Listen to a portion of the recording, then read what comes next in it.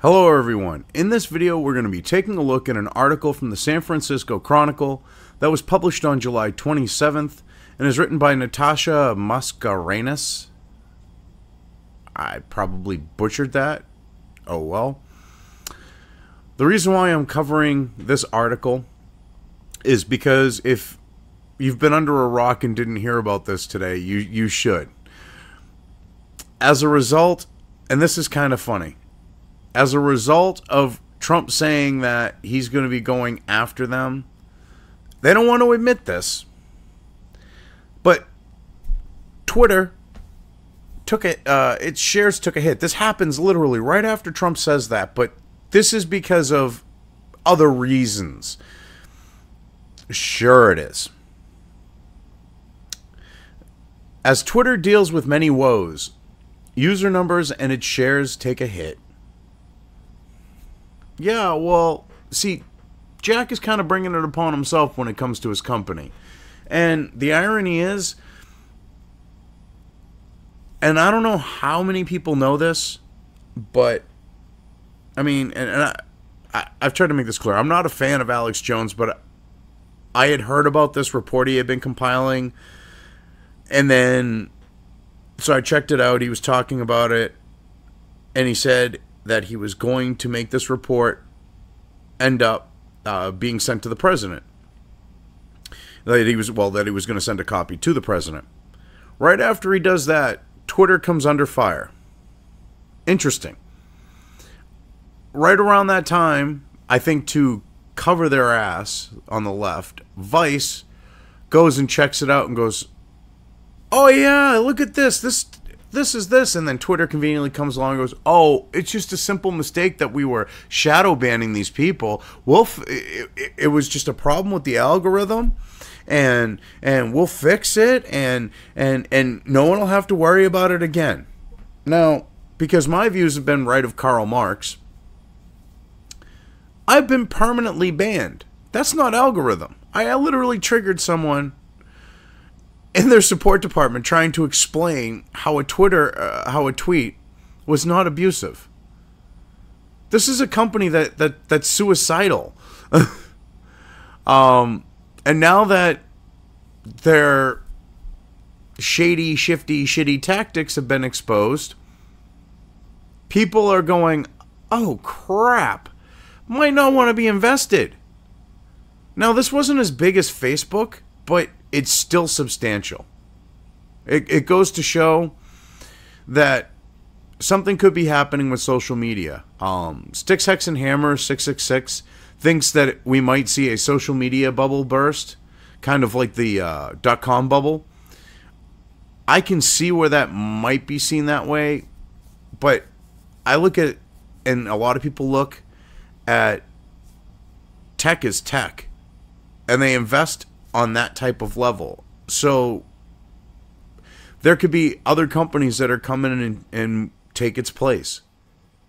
Whether they're traded companies or not, that's the thing. I mean, it doesn't matter. Anyway, let's get into this article here. Twitter might have packed in more characters per tweet, but the move hasn't helped it assemble more users. Well, of course not. And this is because if you censor your platform, if you are... All right. Good example. You're an American company. You are literally working with foreign governments to arrest people for what they're saying on your platform. People might be like, "Well, wait a minute. You know, I want my free speech, and you're going to sell me down the river, so they're going to leave. Or you're not going to have new ones show up. If you are shadow banning people, they're not going to show up, or they're just going to leave. If you ban people like me, I'm not going to create another account. I'm just going to leave." I mean, I don't understand how Barron keeps creating accounts there. He should just move over to Gab with how many people he has on YouTube.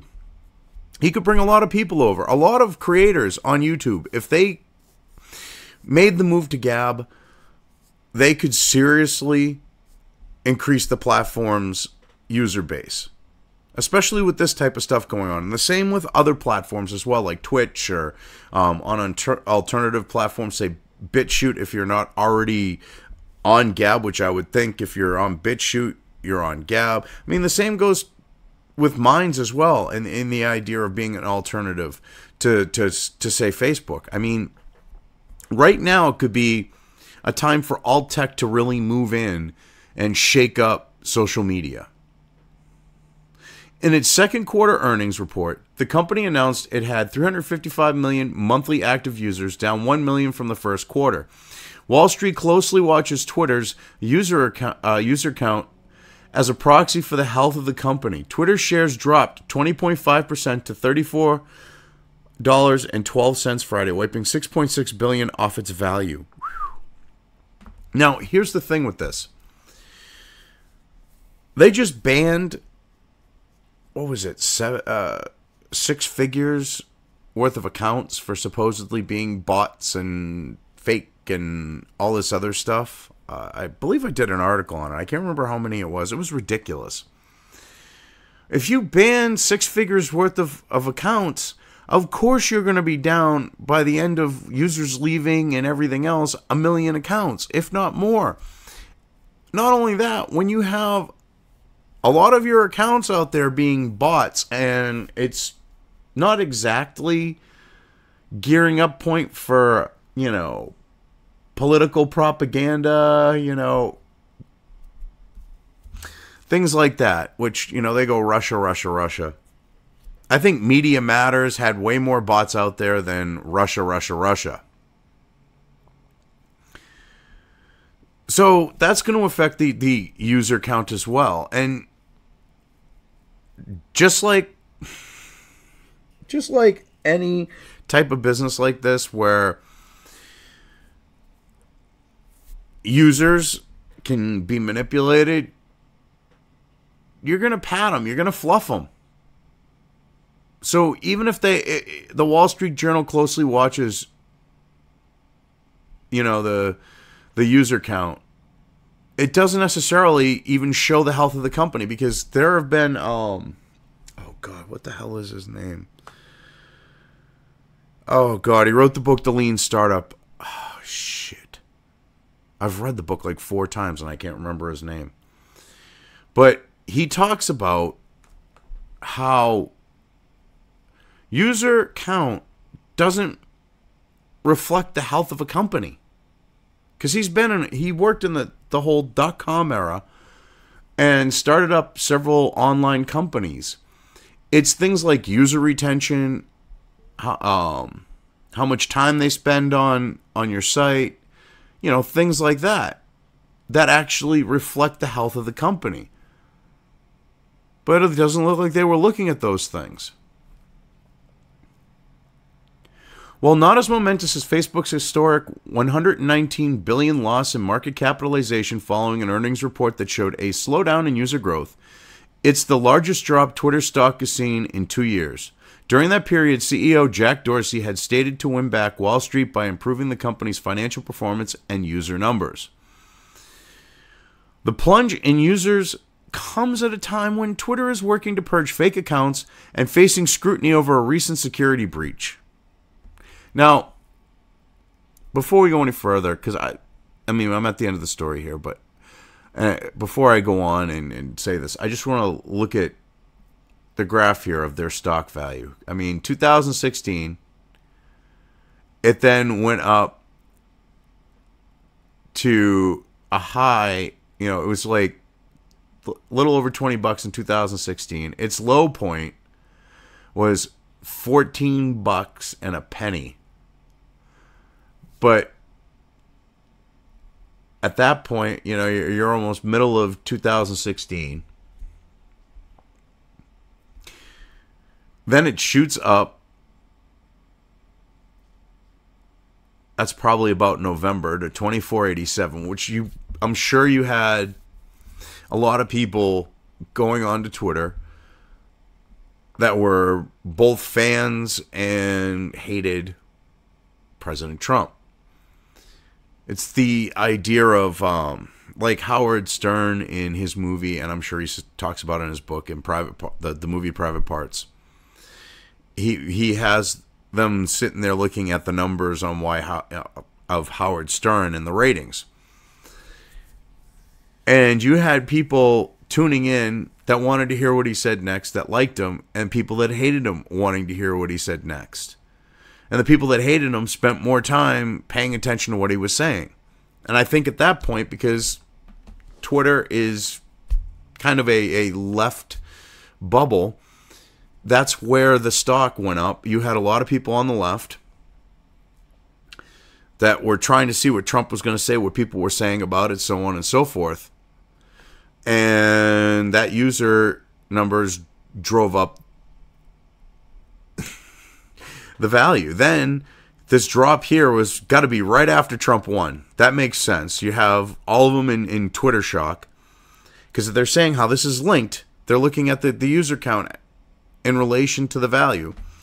This has to be where the president, won the election. This was leading up to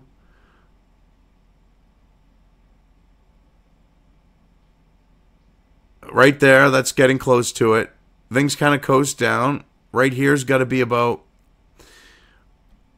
which I'm saying that's going to probably be $18, give or take. It's got to be during the inauguration. Then you look right there until it hits 1430, the next closest low.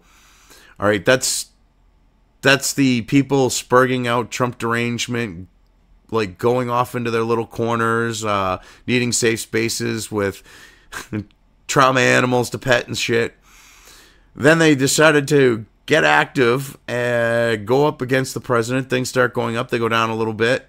We're getting into, that's probably Berkeley, somewhere around there. Then it gets up after that. Oh, we got to lick our wounds. It goes up to 2168.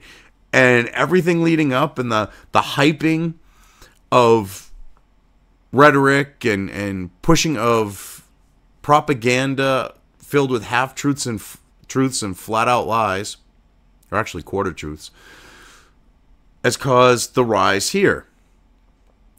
Going up to where just over after 2018, it sees $22.37.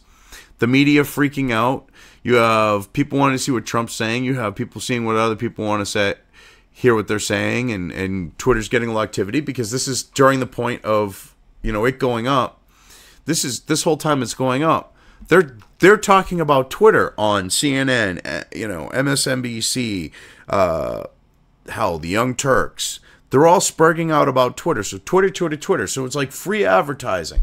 And the value goes up to $36.60. Well, because through, a inter-office memo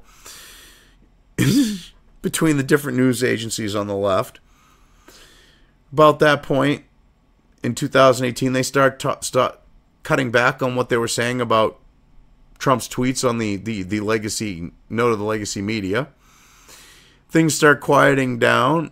They start doing it again leading up, because we're talking at this point, we're going up to Korea and shit like that. It gets up to 46-17 around that point, because they're talking about his tweets again. Then this shit comes out as things are quieting down, right now, boom, 34.12. You can literally chart their value pretty much by the extent of how much they talk about Twitter, how much they cover Trump's tweets. And that's what I wanted to point out on this graph, because before I got into the last, I guess you could say, two paragraphs. Because I wouldn't, one sentence at the end, that could have just worked into that paragraph. But you have Facebook losing $119 billion. They lost far less than that, but it's still quite a bit. And it's great. It's just funny because this literally happened to Twitter right after the president says, "Oh yeah, we're going to be looking into Twitter."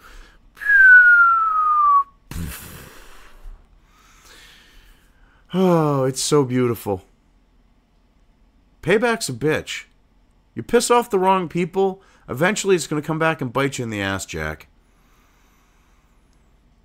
And it's funny how they want, improving the company's financial performance and user numbers.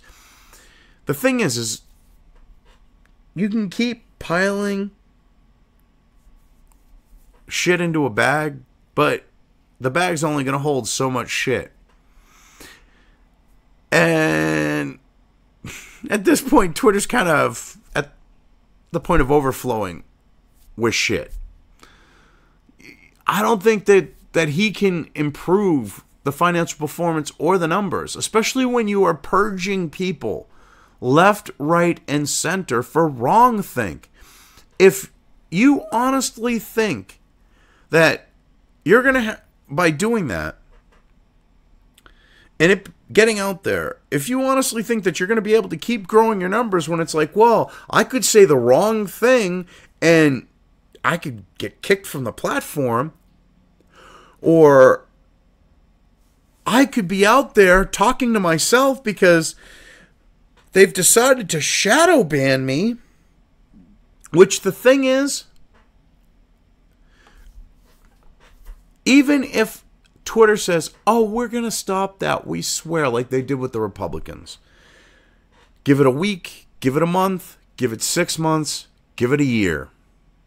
Hell, I say give it less than that. Give it a couple months. If they just go, oh, we promise, we'll stop that. It does not matter. At some point, they're going to go right back to doing what they have been doing. They're going to wait until the public, along with members of Congress and the president, because, he's got a lot of shit on his plate, they would wait until everyone's asleep on this and then go right back to doing it. They would just quietly enact it one by one, slowly, and then once they started doing it slowly, if no one paid attention to it or gained a clue to what was going on, they would just start doing it a little bit faster and a little bit faster. So the only way to really deal with this is to prosecute them if you can, if there's anything criminal, sue them, have the government sue them.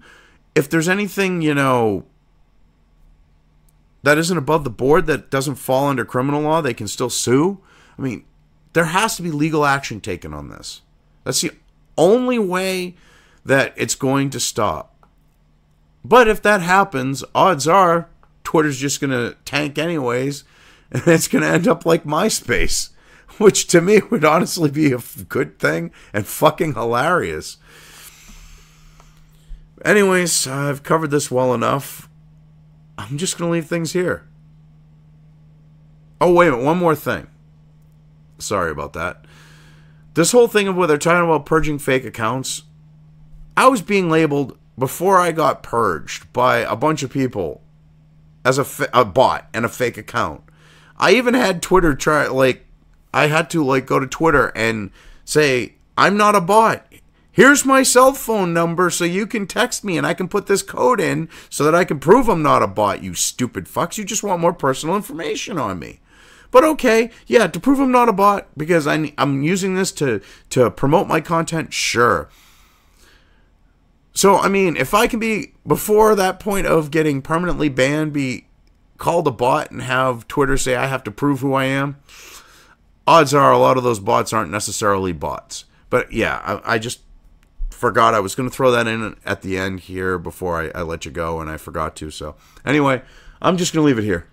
If you liked this video, depending on where you are watching it, please give it an upvote or thumbs up. If you want to know when new content of mine hits the internet, don't forget to subscribe to one or more of my social media or video accounts listed here. Also, with YouTube, don't forget to ring that bell. You can find all of my video content on both BitChute and YouTube. This may not be the case with other places I upload to, but I will try to minimize this happening. You are always welcome to interact with me at any of these sites on the list, so feel free to do so. If you have anything you want me to cover in a video, when it comes to news or current events, send it right along to me. I will try to do my best to cover it. As always, thank you for watching.